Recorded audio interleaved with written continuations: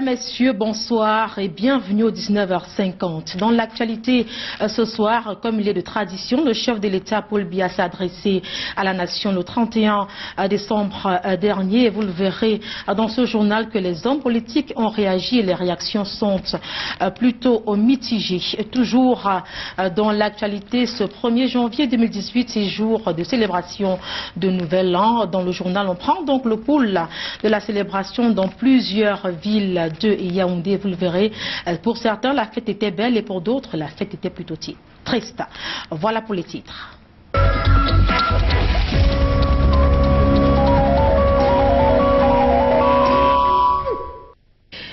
Les meilleurs pour cette nouvelle année. Puisqu'on en parle, ils sont nombreux ceux-là qui n'ont pas passé de belles fêtes comme d'autres.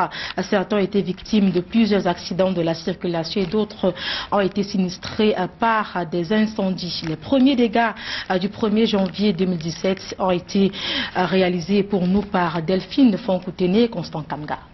Au téléphone, une mauvaise nouvelle en ce premier jour de l'année 2018. Il était 8 h ce matin lorsque les flammes d'un incendie déclaré dans cette maison du lieu dit Emanapon à Yaoundé consumaient tout sur son passage. J'ai entendu boum, directement quelques minutes après on a dit le feu. J'ai dit les deux bébés là qu'on d'abord enlever avant de venir. Les sapeurs-pompiers arrivés sur les lieux ont rapidement maîtrisé le feu qui serait issu d'un mauvais branchement électrique.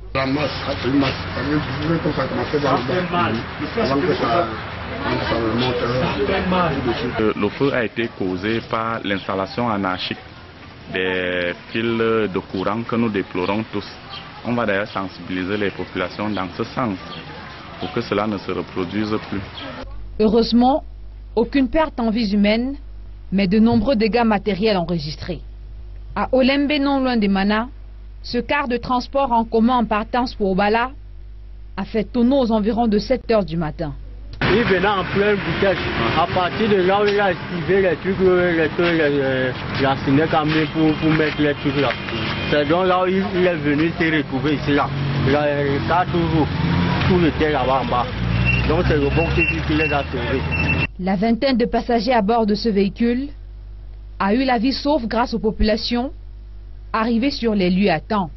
Le bilan de cet accident affiche 0 mort, mais de nombreux blessés conduits au dispensaire de Messassi à Yaoundé.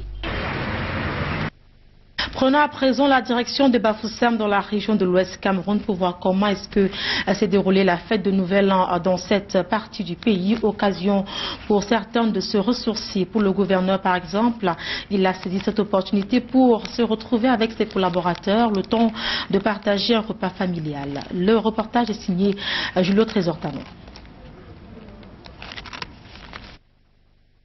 Nous reviendrons certainement sur cet élément avant la fin de ce 19h50. Le temps pour nous de nous intéresser au repas qu'ont choisi plusieurs Camerounais à l'occasion de la fête. Et vous le verrez dans l'élément qui va suivre que certains ont plutôt opté pour un plat particulier, plantain mûr à l'huile rouge. Le reportage est donc signé Junior Ossan et Luciano Djakou. La Saint-Sylvestre se fête sous forte émotion et animation. Du poulet au rendez-vous, de la boisson aussi. Mais le plantain à l'huile rouge accompagné de sel est le mets par excellence. Ça me rappelle mon enfance, quand on allait en vacances au village. Dans mon village maternel, chez ma grand-mère maternelle. Elle aimait nous faire ça le soir. Quand on rentrait du champ.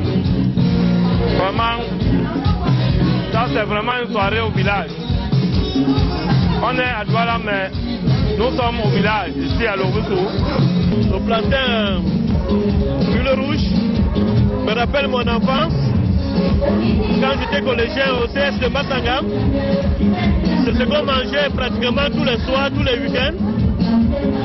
Et vraiment, c'est l'occasion pour moi de me rappeler des années 90, quand j'étais au niveau du pays Bamoun, où nous mangeons beaucoup du plantain à l'huile rouge.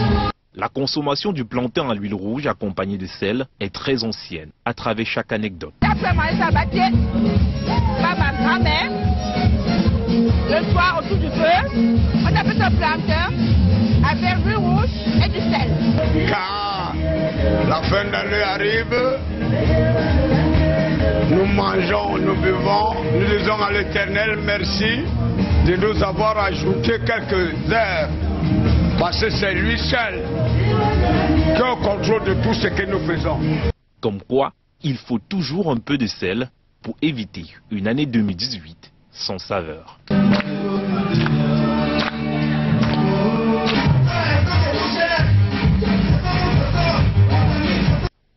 L'ambiance était donc de mise. À Bafia aussi, la fête était belle avec sa particularité. Le tout premier bébé de l'année 2018 de cette ville est né. Une belle manière pour le personnel de l'hôpital de district de la ville de Bafia d'entrer dans la nouvelle année. Junior Oussin et Anissé Espoir Baïha. La ville est aux couleurs de 2018 depuis quelques jours. À Bafia, la Saint-Sylvestre était particulièrement attendue. Pour les chrétiens de la ville, la nuit de la transition s'est célébrée dans le recueillement et la prière. Les cathédrales Saint-Atabanaz et Saint-Sébastien de Dongon ont été prises d'assaut par les fidèles pour la messe de fin d'année. Mais c'est dans les lieux de réjouissance qu'était massée la plus grande partie de la population, dans un espace aménagé spécialement par la municipalité. Ici, on boit, on danse, en attendant les premiers coups de minuit qui annoncent 2018. À ce moment, explosion de joie.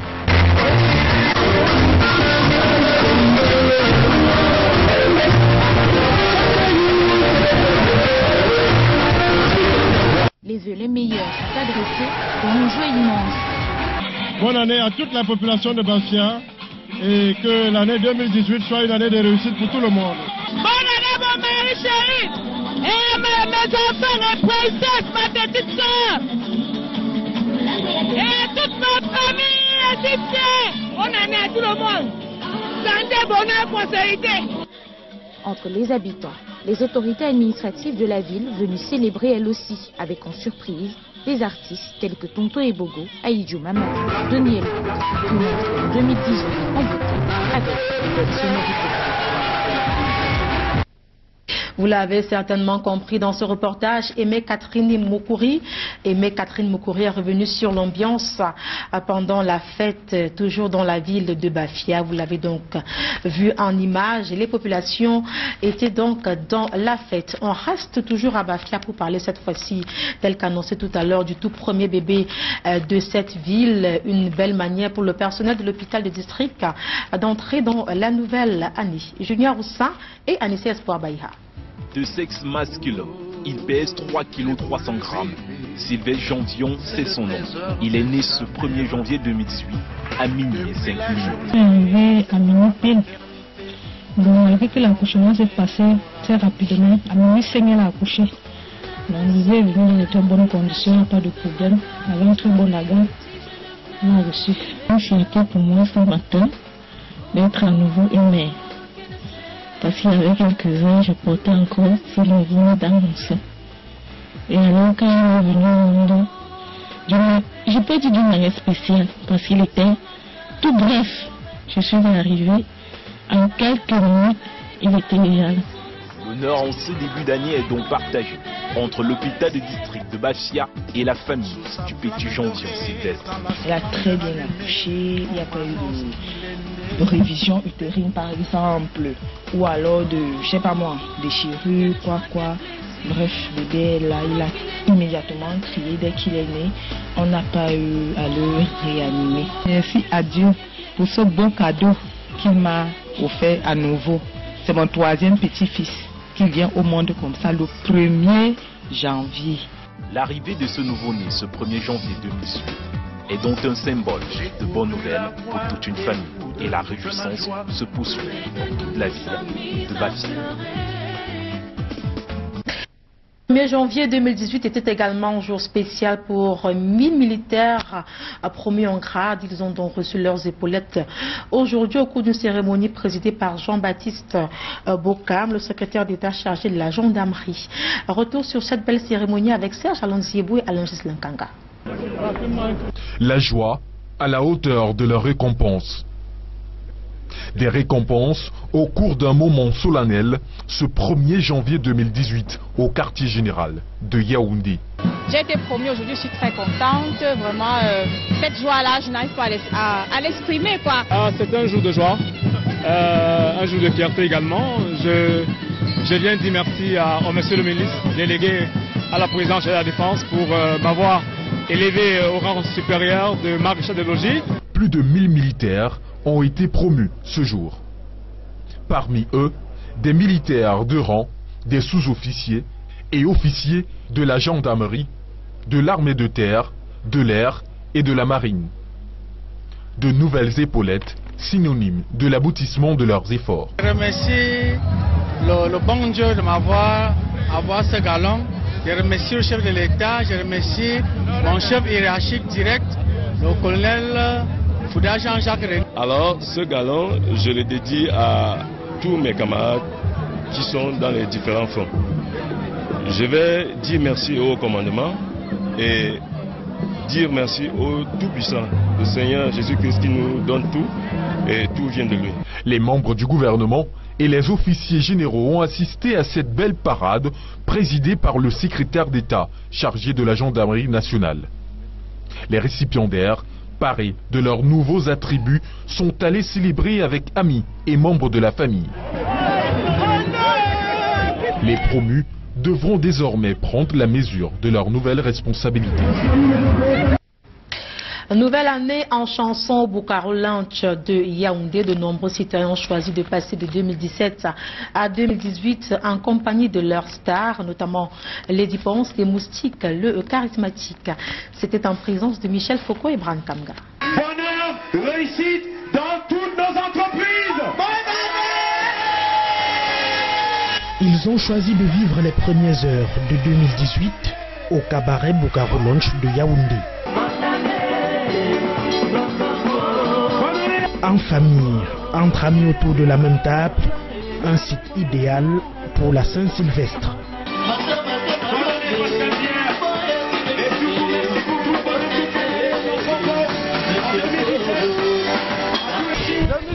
Je la fais avec beaucoup de bonheur, de positivité et de camaraderie. Le bonheur, la santé, la réussite à tout le monde.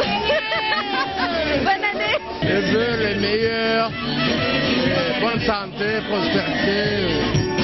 Une bonne année, très bonne année à tout le monde. Des instants uniques et indélébiles accompagnés de la bonne musique camerounaise avec Lady Ponce en guest star.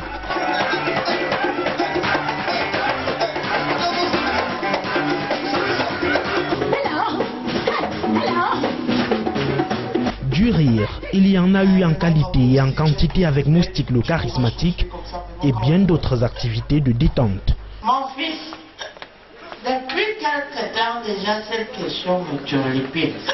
Je voudrais que tu me donnes une réponse. Je demande à mon fils. Super, super. 6 mois seulement après sa réouverture, le Bukaro ne cesse de faire plaisir à sa clientèle. 2018 est désormais là, plein de bonheur et de nouveautés. On va continuer sur la même lancée. On va continuer d'inviter des artistes de qualité. On va continuer d'essayer de faire plaisir à nos... J'allais dire nos clients, mais ce ne sont pas des clients, ce sont devenus des amis. À nos amis qui nous font l'honneur de venir partager avec nous des bonnes soirées. Donc il y aura plein de choses. Mais vous êtes partenaires. Vous allez être informés en temps utile de tout. Ne vous inquiétez pas, vous serez avec nous de toute façon. J'en profite pour remercier Canal 2. À commencer par sa direction, évidemment, il faut toujours commencer par la tête, mais aussi toutes les équipes qui au quotidien travaillent avec nous. Une clientèle satisfaite et un personnel épanoui avec une série de concerts donnés à l'occasion du Bukaro en fête. Une communion qui entrevoit des lendemains meilleurs au Bukaro Lunch de Yaoundé. Tel qu'annoncé en titre, comme il est de tradition, le chef de l'État Paul Biya s'est adressé à la nation.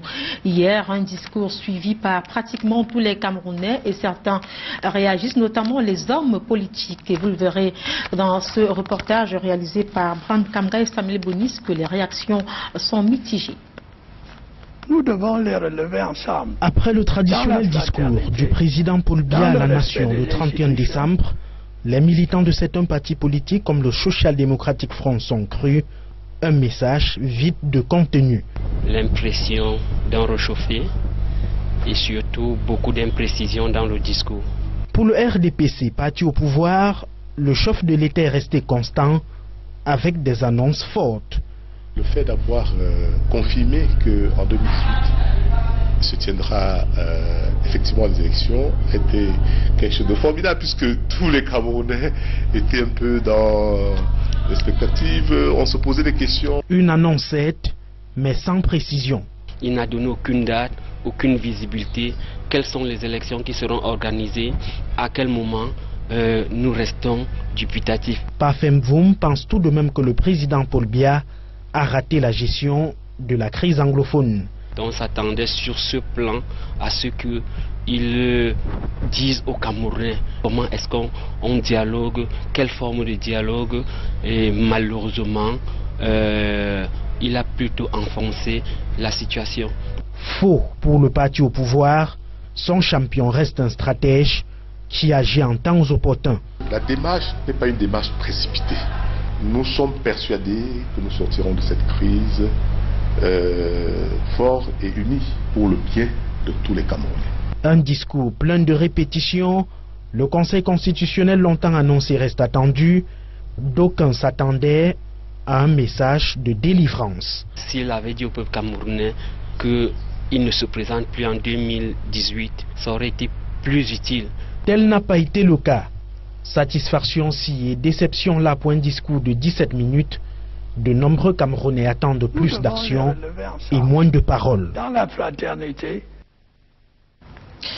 Le discours du chef de l'État est une tradition, tout comme se tourner vers le Seigneur en fin d'année est une tradition pour plusieurs Camerounais. À Douala, dans la capitale économique, plusieurs hommes de Dieu, notamment les prêtres et les pasteurs ainsi que les fidèles chrétiens, le temps d'une prière, ont rendu grâce à l'Éternel pour ses bienfaits dans leur vie. Ils ont également saisi cette opportunité pour prier afin de se débarrasser de tout ce qui a marqué leur vie de manière négative. On en parle avec Monique Naossi et Patrice Foucault. Des bougies en main pour exorciser tous les malheurs subis en 2017. C'est ainsi que les fidèles de l'église pentecôtiste de Douala ont célébré la nuit dite de la traversée. C'est une année d'explosion, c'est-à-dire une année que nous vivons expérimenter un changement radical. Une année pour le meilleur dans la vie de chacun de nos fidèles. Cette nuit du 31 décembre, les fidèles et les pasteurs disent être déterminés à terrasser les esprits démoniaques et les réduire à leur simple expression. Que le meilleur que nous pouvons avoir dans cette monde, c'est dans la présence de Dieu. C'est pour cela que nous avons passé cette nuit dans la présence de Dieu. Parce que dans la présence de Dieu, il y a toutes sortes de bénédictions que nous pouvons imaginer.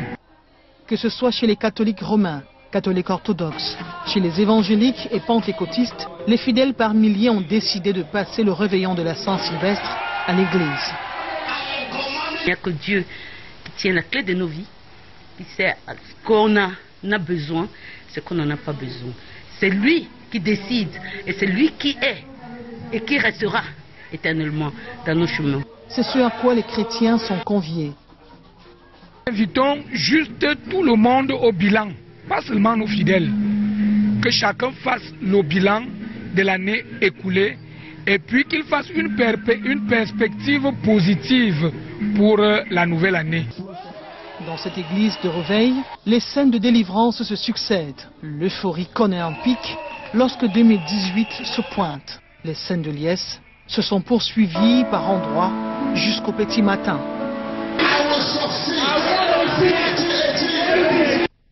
Restons à Douala pour parler de cette information triste. La société Fermancam a été complètement ravagée par les flammes cet après-midi. Une information triste vécue de manière triste aussi par les employés de la dite société.